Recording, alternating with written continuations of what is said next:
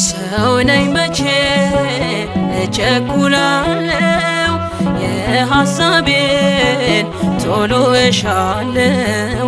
አንዳንዴማ በቃ ረስቶኛል እላለሁኝ እኔን ትቶኛል።